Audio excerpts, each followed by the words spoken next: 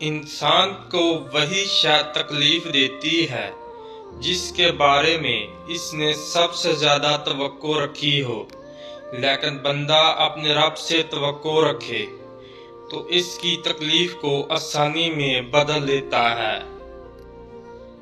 कड़वी जुबान वाले का शहद भी नहीं बिकता, मीठी जुबान वाले का जहर भी बिक जाता है।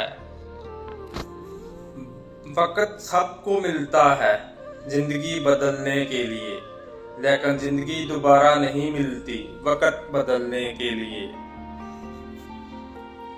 अगर तुम उस वक्त मुस्कुरा सकते हो जब तुम पूरी तरह टूट चुके हो, तो यकीन जानो कि दुनिया में तुम्हें कभी कोई तोड़ नहीं सकता।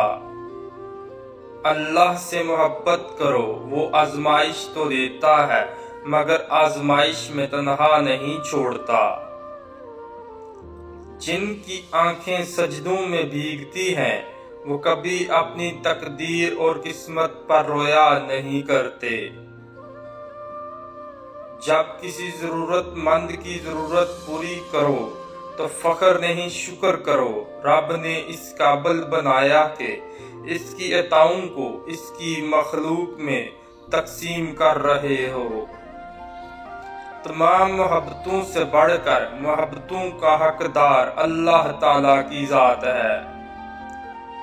रिज़्क़ में बरकत चाहते हो तो अपने घर में बहन भाइयों और अपने अजीजों की दावत करो। रिज़्क़ उनके वसीले से भर जाएगा, रैल पैल हो जाएगी।